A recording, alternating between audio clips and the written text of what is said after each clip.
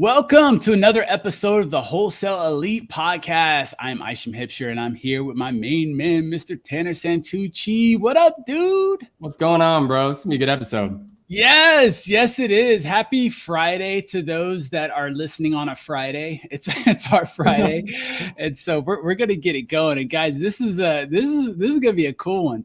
So today we are joined by someone who actually Tanner has a great working relationship with this gentleman. And for everyone in the Astro community, everyone knows this guy. If they don't know him, they damn sure know his wife, Em.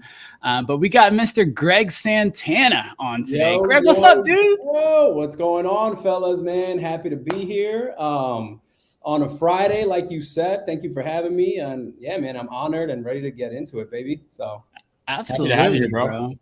Absolutely. So Greg is Greg and his wife and family just recently moved to Indiana from sunny Phoenix. So we'll definitely talk a little bit about that. But Greg, man, I'm so fascinated. You know, I see you all over social. You're slinging deals left and right. You've been making it happen for a while, man. And your energy is enthusiastic.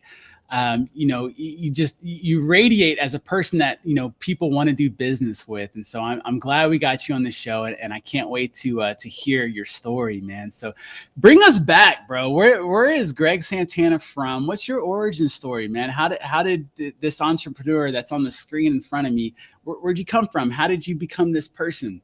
Let's start there. First of all, thank you for that intro, because that warmed my heart, bro. But I am from New York, baby. New York City. Hey. I'm from Queens, New York. Shout out to Queens, everybody in Queens, every part of Queens. Shout out to Brooklyn too. We're kind of like brother, sister boroughs. But yeah, man, born and raised in Queens until the age of 29, until I met Emily. She pulled me out of that city real quick once we met. But yeah, man, grew up city living, running around till the street lights went off type of deal. Had both parents with me early childhood, and then my pops and my mom's kind of separated when I was 11, and we did the whole single parent thing for a little while. But yeah, Queens, man, Queens. I can definitely relate, but my parents split around the same age too. They're actually married and remarried 3 times. They just could not figure it out. But no way. Yes, it's crazy. Okay. You have siblings? Yeah, man. So I have one full older sister who is like a beast when it comes to academics. She went to Harvard Business School, and she graduated with honors, and she's super smart. And then I have 5 half siblings. My dad was a busy dude. So I have a lot of half siblings floating around the United States. I have 2 older half sisters. One of them actually just passed away last year. So rest in peace to Arlene. She had cancer. And I have 2 stepsisters, and I have a little brother who's my half brother, but he's my brother, man. And he is 13 now. Crazy. Yeah. Wow, that's what's up. Okay, so you're in New York, and you I'm assuming you go all the way through high school, right? Yeah, because you said you moved in your 20s. Any college? Dude, man. So, bro, I barely made it through high school in New York. I am not gonna lie to you. School was not my thing, guys. I was quite the rebel in my teenage years in New York, man. With the divorce with my parents came a lot of freedom at age 13. And by a lot of freedom, I'm talking mom wasn't home from Friday to Sunday sometimes. And I was just cool, I'm going to go outside. And the moment you walk outside where I was from, there's guys doing things that just aren't the best. You know what I mean? They might be selling something. They might be smoking something. And that's what I got into, bro. I got into whatever was going on, in my neighborhood. And as a teenager, it was just so much fun to me. The adrenaline, the rush, and just not following anybody's rules was what really got me going. So I made it till 11th grade in high school, and I bounced. I was like, this is not for me. I don't want to listen to people tell me what to do. So I left. I jumped into my entrepreneurial journey early, if we can call it that. And by that, I mean, I started selling weed, man, out of 11th grade, bro.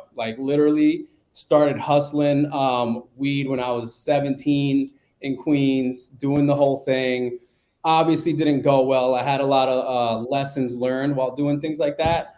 And then essentially, guys, I pretty much got lost in the streets for almost, I would say, close to a decade of my life, bro.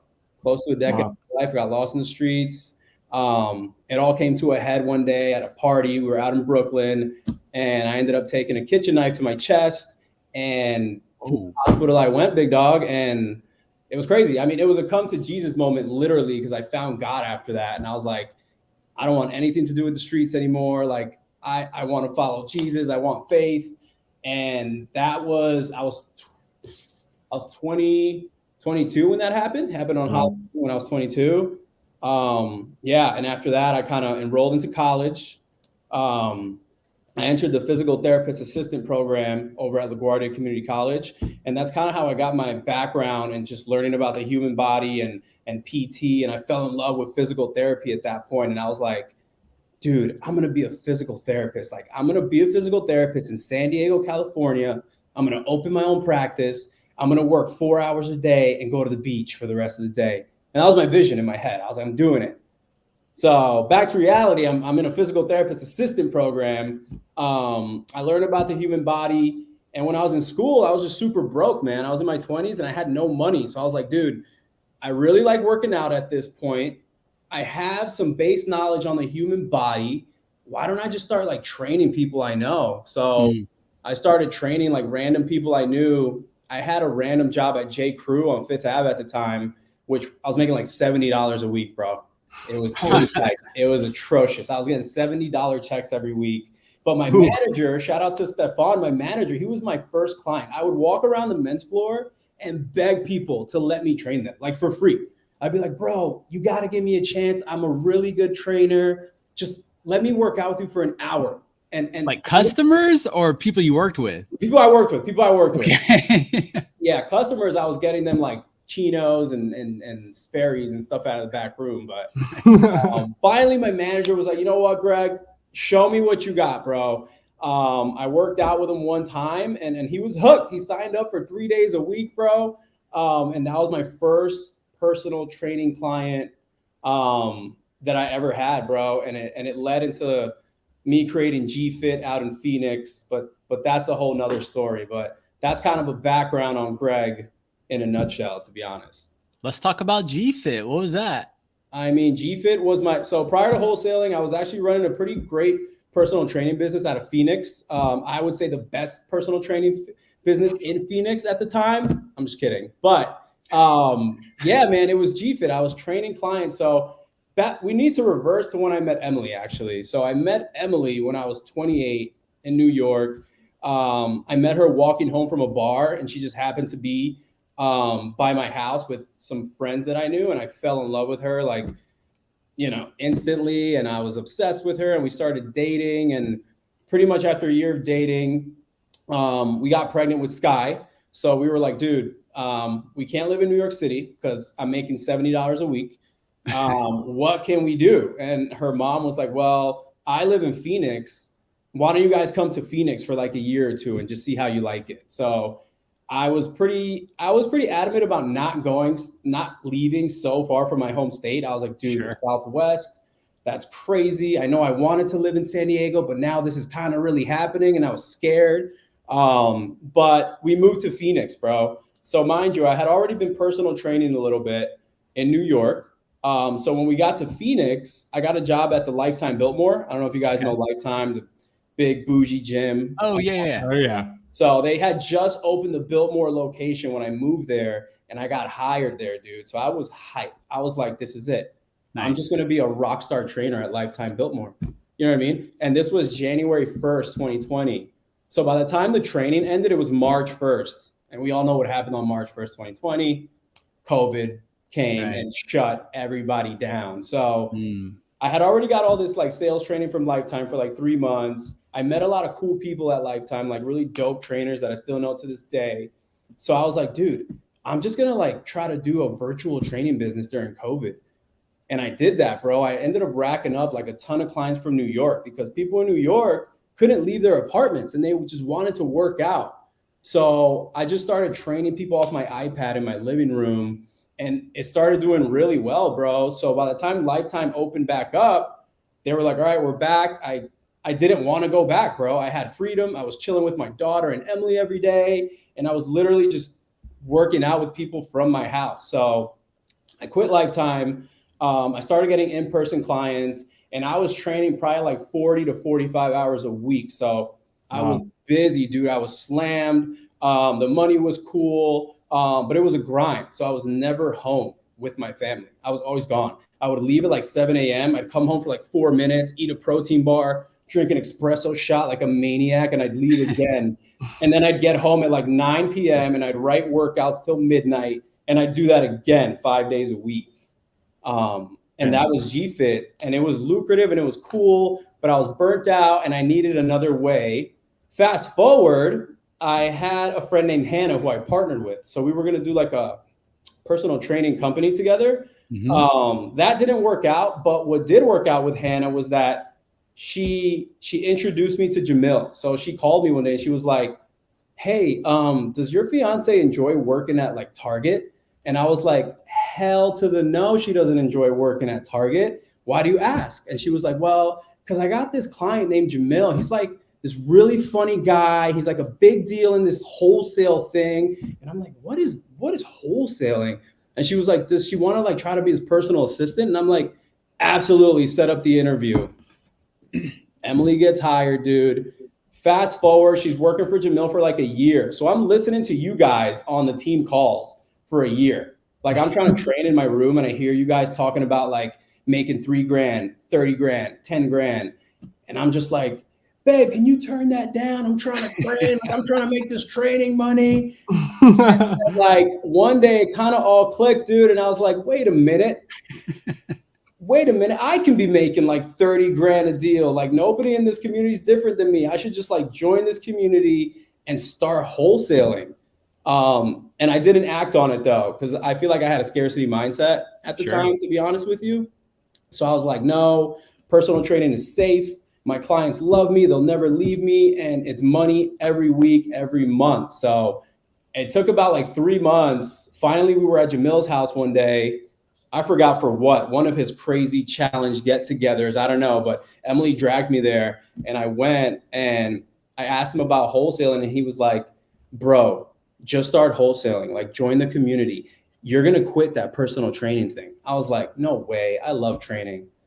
And I started wholesaling. I linked up with Mahmood, who's like a monster. And he essentially taught me how to wholesale in Indy. Because at the time, Mahmood was killing it in Indy.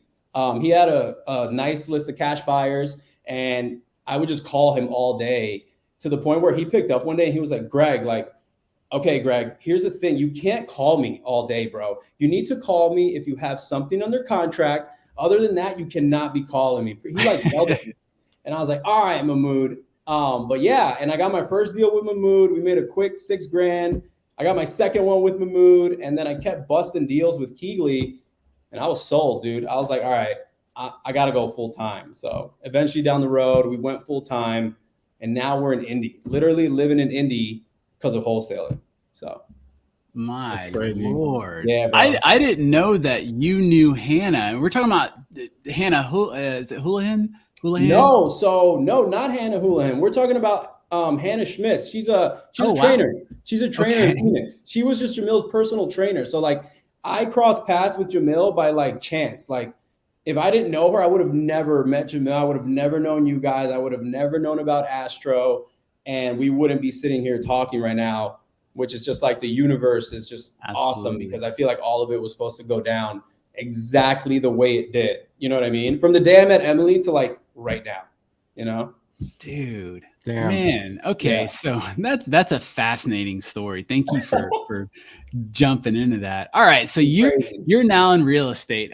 The infamous question, how long did it take you to get your first deal once you really started to work the business? Yeah, I mean, when I did start, I was a trainer at the time. So I was just like hyper aggressive on anything I did. So I was calling agents in between clients at the time when Mahmood was kind of teaching me how to wholesale. And I would just try to call like 10 agents a day and try to do 5 to 10 offers a day. And it took me, I think, like 20 days to get my first deal. So once I did that in 20 days, I was like, let's go. I was at that point, I couldn't go back. I couldn't not do it again. You know what I mean? And this is before Privy, I'm assuming, right? Like you're this using was Zillow, bro. This was Zillow. Straight raw Zillow. Like just calling these agents, not knowing. I didn't even know what I was saying, dude. I was just like, I just need to talk to these agents, and that's how it went down. Was there any, fear? Was there any trepidation with calling agents, or were you just like, F it, I'm going for it? Nah, dude, so much fear. I was so nervous on every call. I was like embarrassed. I would lock myself in my room so Emily didn't hear me talking to the agents, because like I was just embarrassed because I didn't do this, and some of the agents were rude, man, and they would talk to me, they would talk down to me, and I was very scared in a nutshell, but I did it anyway because, again, every week, twice a week, I would hear you guys, like the whole Astro community, talking about like these deals that they're just crushing. Shout out to Jacob Simpson too, because he also taught me how to wholesale, man. I worked a lot with him. The DMV market at the time was just too much for me, and I backed out. But Jacob taught me so much about wholesaling as well. But I would hear guys like Jacob and Mahmoud talking about these deals they're closing, and that was just like the chatter in my head. I was like, bro, these guys did it. You talk to them every day. They're normal dudes. You can do it too. So that was the motivation to just keep calling. I love that, bro. I love that. What's one of the best lessons that you've learned so far in your real estate career? Dude, man, I've learned more in this year of real estate, bro, than I've learned probably in my last 31 years of life prior to this. The biggest lesson, man, is to just keep showing up with blind faith, man. Show up with the belief in you that the seeds you're planting today, bro, are gonna reap benefits down the line at some point. Whether it's in knowledge acquired, whether it's in a huge fat assignment fee, whether it's in a relationship that you gain, like how I met Tanner through you. Like, what? If I didn't meet Tanner, my life would be pretty different right now as well. So the biggest lesson is just like, have that faith without seeing the results. Literally, like, have that faith without seeing the results, and you're going to be good, bro. Just keep putting in that work with faith. Where do you see? Oh, go ahead, Tanner, please. No, you're good. Yeah. I think the biggest thing, speaking on that, is I think it's hard for people to realize that blind faith. But that's why I've also preached in the past episodes, or anyone that's talked to me, I preach on like the no plan B strategy. Yeah. Because when you don't have a plan B, you don't have a choice but to rely on the blind faith. When you have the little birdies in the back that are saying, well, you can go back to do this, you can go back to do that. Yeah. That's when you don't make the calls, or you don't talk to the people, you don't learn. And I think the blind faith is you don't hear that a lot. And I think that needs to be talked about more, because it is hard to see. Everyone has a vision. Everyone has a goal of what they want to do, what they want to be, where they want this business or whatever to take them. But a lot of people misinterpret a lot of things by they don't have the blind faith, and they don't see success quick, and it's the doubt creeps in. I'm not good enough, or like you said, the agents talk down to you, or they talk bad, or and that's where people start to shiver down in the hole or whatever, and just whisper away, and it kills me. And so I'm glad you mentioned something about blind faith, because it needs to be talked about more than it is, and it's hard, but it's important. So how does someone develop blind faith? Oh man, reps. I mean, it goes back to everything for me goes back to fitness, bro. I mean, it goes back to reps. It's just like when I couldn't squat 90 pounds in the gym, reps, bro. I mean, one day you get up to 300 pounds. I mean, it's every day showing up and making the calls, do the reps. I have a whiteboard here in my office that like, I literally walk up to it and put a little tally whenever I have a successful call. You know what I mean? Mm-hmm. And that's reps for me. That's literally me just putting in the reps. And it's kind of disconnecting yourself from the result of the call or even the result of the day, and just know like, dude, I put in that work today. Like I put in my reps today, whether an agent, sign a contract with me today or not, I put in my reps. That agent might call me in 4 days and send me 3 off markets. So true. Yeah. You build that blind faith by the reps, man. Straight up. So true. Yeah. You work with, obviously you work with a lot of other wholesalers. Yeah. What do you find is the common challenge that most of them face? is the frustration of not getting their first deal when they've been calling people for 3 months and they call me and they're like, Greg, man, like I'm sending out these offers at these numbers you're giving me and no one's accepting my offer. How does anybody get deals? So I think the biggest challenge for a lot of these wholesalers is frustration. You know what I mean? Not everybody can get lucky like me and get their first deal in 20 days. You know what I mean? I think I got lucky, to be honest. I didn't do anything different than anybody else. Sure. You know what I mean?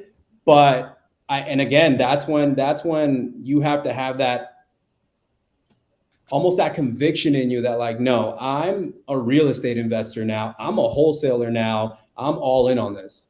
It's like Tanner said, if you got that plan B, man, and 90 days has gone by and you haven't got anything under contract, boy, that plan B is going to be looking real nice at that moment. So not to quote Tony Robbins, but burn the boats, man. Burn the boats, get the reps in, and just kind of shut that frustration down. I personally shut it down by journaling. If I don't, then it definitely gets to me at a certain point after a couple of days. So I found that physically writing it down helps a lot, at least with me. What are you writing down? It depends on the day. Some days I'll do like a gratitude entry where I'll write 10 things in detail of what I'm grateful for, like super specific. Like today I'm grateful for the way Sky laughed when I tickled her on the couch this morning. You know what I mean? Like just super specific things that I'm grateful for. Or if I wake up feeling a little off, bro, I'll write that down and just like, it's like a mirror to yourself. Because sometimes we wake up a little off and we just try to brush it off. We're like, I feel a little off today, but I'm going to ignore that. Like, no, bro, I write it down and I'm like, woke up feeling off, not feeling my best, but then I'll keep writing. And by the bottom of the page, my entry could go from negative to like, and it always ends up positive for some reason at the bottom of the page. That's phenomenal, bro. Well, you said something earlier that I kind of want to dig into a little bit. You said, you felt like it was luck, you got your first deal in 20 whatever days. And, I got my first deal fairly quickly too. And when I look back on it, yes, I can definitely attribute it to luck. And I don't know who said it, but there's a quote that's out there in the universe that it says, luck is when preparation meets opportunity. Oh yeah. And, let's go. Yeah, dude. And so I started thinking about that, about my process. And I was like, you know what? I had zero doubt. I had zero shredded doubt that I was going to get this done. I had no timeline in my head for getting this deal done. There was no rush. There was none of that. I was just in the game. And I wanted to learn and figure this thing out. That's all I cared about was figuring that. It wasn't by this date, by this timeline, or there was no comparison. I heard other stories, whatever. And I was like, cool, good for them. It was inspiring to me, but there was no expectation. It was just moving forward. And because of that, because I had no expectation, I stayed in the game and I kept moving forward. I got my first deal I recorded a Facebook video or Facebook message video. I sound like an old man. Just Facebook, where I recorded a video on Facebook, just letting my friends and family know, hey, this is what I'm doing now. That was it. I love it. I didn't want people thinking, oh, he's like, I thought he was doing medical marketing. Why is he talking about real estate stuff? So off that video, one of my friends was like, yo, I was driving for Uber or whatever. And he's like, my passenger, I was telling him about what you do. And he's like, I got a property. That was literally my first. No way, bro. You can call that luck. A lot of people would call that luck. I call that preparation meeting opportunity, bro. Well, yeah. And you had prepared and the opportunity came.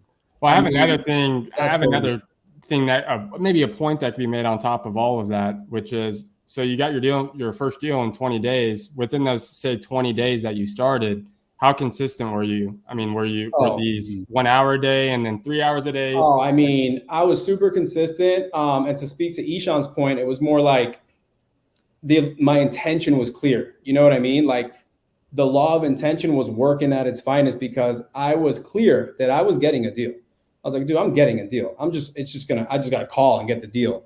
It was super simple in my head. Before you start complicating things, bro, so true. Things are so simple. Like people try to overcomplicate it and do these graphs and get these numbers. But at the end of the day, like do your calls and just have the intention in your mind that you're going to get a deal. And I promise you're going to get a deal, bro. But it has to be a clear intention. It can't be a fake intention with the thought in the back of your mind, like, I don't think I'm going to get a deal, because that's going to just kill it right there. You know what I mean? And I've been at both ends of the spectrum. You know what I mean? I've been at the spectrum where my intention is super clear. and things just start flowing. And at the end of the spectrum where my intentions were a little foggy, a little blurry, and the deals are now harder to get. You know what I mean? So I can speak to both sides of the coin. Let's help some people out, bro, because I feel like, there's a lot of people that like us, they're like, yeah, good for you guys. You were in a great spot in life, or you're very optimistic or this and that. Yeah. I'm trying to do the fake it till you make it thing. I'm shouting out affirmations at myself, at the mirror, trying to believe. Oh, I love that you brought up affirmations. Thing. Yes. Let's go. So like the whole affirmation thing, my thought on affirmations is like, bro, some people say affirmations are nonsense and don't do them and this, that, and the third. I disagree with that because, bro, at the end of the day, throughout your whole day, you're saying affirmations in your head, whether you like it or not. Like your self-talk, those are affirmations throughout your whole day. When an agent doesn't pick up and you move on and in your head, you're like, I'm so frustrated. That agent, like that's an affirmation. No one's going to pick up today. That agent didn't pick up. You know what I mean? So affirmations are super real and self-talk is super real. So, I mean, yeah, you can fake it till you make it. But if in your mind, you're having that positive self-talk and you're telling yourself like, bro, we're going to get this done, then you're not really faking it. In your mind, you're there. In your mind, it's done. In your mind, it is clear, bro. It's literally all up here. Amen. Amen. Dude, we're in a new year, right? It's January. What are some of what are some things that you're concerned about this year and some things you're excited about? Good question, man. Wow. What am I concerned about this year, man? I am a little concerned. I'm going to keep it real with you guys. I'm a little concerned on how I'm going to acquire all the rentals I want this year, like creatively, where I'm going to find the money, who's going to give me this money and how I'm going to do that. But I know that's figure outable. And I'm just excited for my son, dude. I'm excited for Crew to get here. I know he's going to come with just a ton of blessings my way. And I'm just excited to be with him, bro, and just take that time with him, When's he due? Oh, dude, February 15th on paper. But snap. I mean, if he's anything like me, he's going to be a savage and he's probably going to come out early. So he's ready. I think he's ready. That's awesome.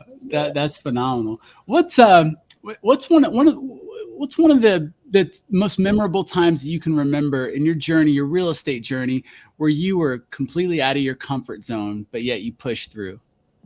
Ooh, you got the questions, bro. Okay. Man, I mean, I feel like I'm out of my comfort zone every day on this journey, so I have to think a little bit, man. Even to this day, when I call an agent, bro, I'm never not a little nervous. Like even to this day, if I call an agent, I'm still a little nervous when that phone is ringing, because I don't know what mood they're in. I don't know if I've called them before and they have me saved in their phone. It's like annoying wholesaler who won't stop calling me. I don't know. So I think, yeah, man, I think every day I'm out of my comfort zone in this real estate thing, which is why I love it, bro. Because when I was training, dude, like every day I was in my comfort zone. Every day I was in control. Every day I'm telling clients what to do. Every day I'm working out. It's something I'm already good at. Every day, like I would get paid before session. So it was like immediate gratification with personal training. Whereas with real estate, it's that delayed gratification. It's that blind faith. It's that daily uncomfort zone, bro, that you really can't get from many other type of like endeavors that you're going to do in life as far as like careers go. So I mean, I don't know if I answer your question, but every day I'm out of my comfort zone, bro, to be honest. That's good. I personally think that's I don't want to put anyone else under the bus, but I think that's one of the better answers that we've had kind of to that question, really, because it's honest. It's so honest, bro. And so it's genuine. And that's the reality of it, right? No one's ever fully comfortable doing something, especially when it comes to talking on the phone with strangers, right? Exactly. Unless maybe you're Pace Morby, I don't know. Or just you're the Terminator. But in the reality of it, you shouldn't be comfortable on a daily basis, because if you're comfortable every day, then you're not growing, or you're not doing something that's going to make you grow. And 100%. So I thought that was I just had to say that was one of the better answers, because it's so true. It's reality. So true, man. I had an old mentor who used to always say, your comfort zone is like an old pair of underwear. The more you stretch your comfort zone, it doesn't go back. It doesn't. So once you expand your comfort zone, that's your new comfort zone. So you just keep expanding it. Exactly. And and the next thing you know, you're hanging out with Jamil and you're not nervous. Yeah, exactly. Well, it comes down. Well, I mean, you mentioned Jamil, but it comes down to just the people around you, bro. Like, I mean, I was doing wholesaling part-time alone prior to like linking up with Tanner and Eli. And it's like the difference of just having a little team with you throughout the day that you can just call real quick and just, I don't know, you can just talk about nothing for 5 minutes, start about talking about a deal and you end up talking about nothing. But just having those teammates that you can call on throughout the day make the moments where like you're a little out of your comfort zone or you're feeling a little uncomfortable or down, like your team is there to lift you up. So it's literally the people you surround yourself with, man. I think that makes all the difference. What do you think? So for folks that maybe don't have a community, you know, they don't have Astro, got astro.com, by the way, if you want to learn more. But if you're not in a community, how do you surround yourself with other like-minded people to kind of stay the course, you know, and stay inspired? You know, what would you tell someone who was like, man, I want to do this real estate stuff, but I just don't believe in myself? I would tell them, like, just open your eyes. Literally everywhere you look, you can find an avenue to link up with people doing what you're doing. I don't care if you're doing real estate or you're doing like, you're going to barber school, bro. You can literally hop on Facebook right now, type in where you live, what you do, and you will find 5 to 10 groups that you can join for free that are doing the same thing. You know what I mean? If you don't have money to join something like Astro right now, get on Facebook, start posting in those groups and literally just say a little paragraph about yourself. Hey, my name's Greg. I'm new here. I'm trying to wholesale. I promise you, you're going to get flooded with comments and emails on people who want to do business with you. When I meet a new wholesaler, I'm like, great, this is amazing. I love new wholesalers because I can help them, bro. I can build value with them. I can teach them how to run their numbers correctly. I can teach them how to find good deals. I can get them on my team, bro. And that's just another person on my team that I can call throughout the day. That's another person on my team that we can do a deal together, bro. So, I mean, I feel like I'm not the only person that thinks like this. I think a lot of people in real estate are literally always looking to squat up. So you don't have to look far. Dude, and I hope you guys took note of that, of his intention there. His intention wasn't, let me help out this wholesaler so he can help me out. He or she can help me out. That wasn't his intention at all. And so just kind of keep that in mind. You know, this is a business, you know, giving starts the receiving process. That's right. In order to receive anything, someone had to give it. So just keep that in mind. You want to receive something, be a giver. I love that, bro. Look for ways to add value to other people. Bro, okay, so what I want to think of how I want to ask this, because I really want to challenge you with this. But here we go. If you are, here we go. I've asked this before, but I don't ask this to everyone. But for you, I'm really curious.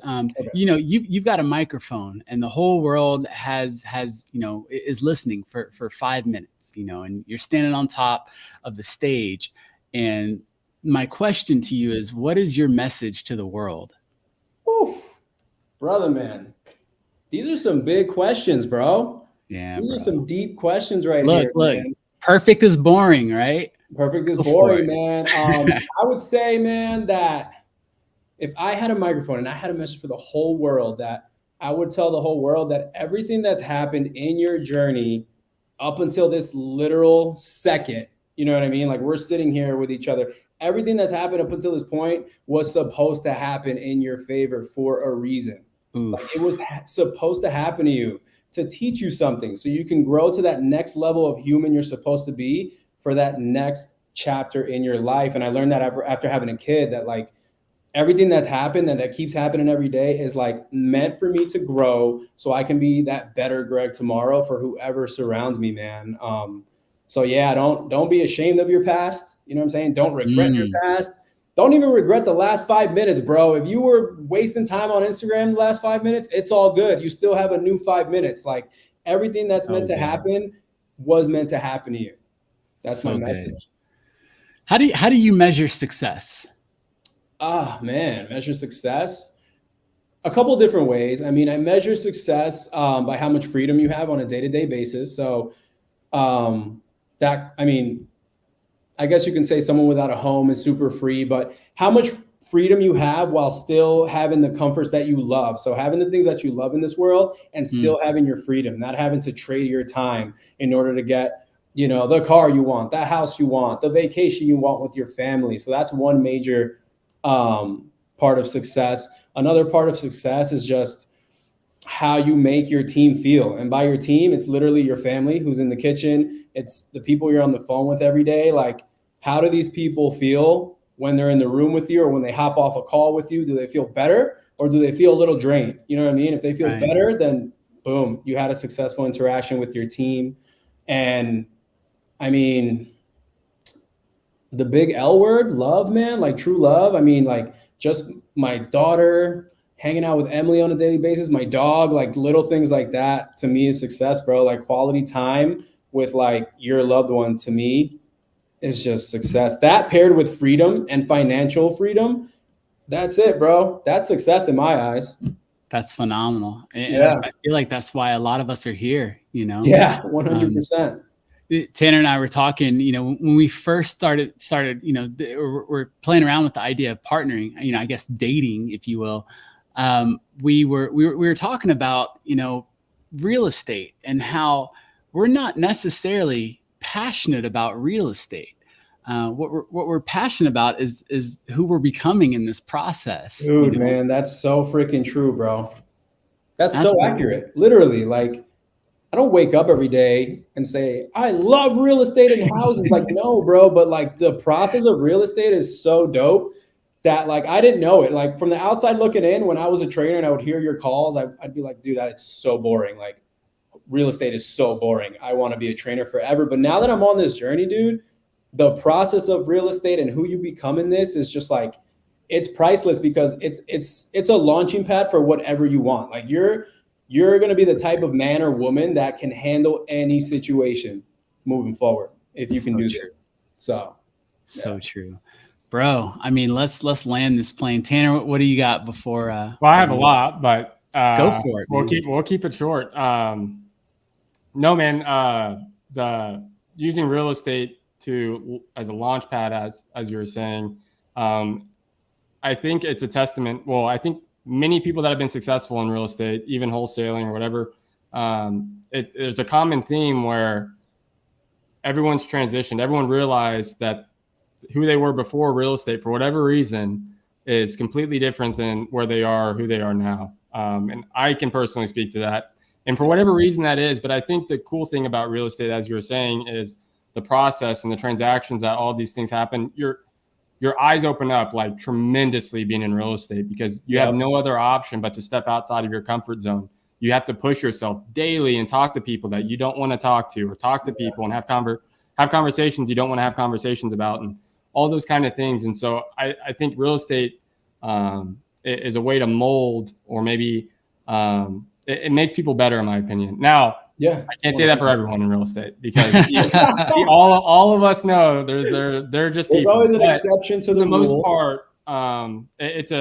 It makes you realize things you didn't realize, and like I said, you open your eyes way more being in this business to the world, not just about real estate, but to the world. And so it's incredible. But the other thing I have to say is, dude, you're a freaking rock star. I didn't want to drop an F-bomb, but you're a freaking rock star, man.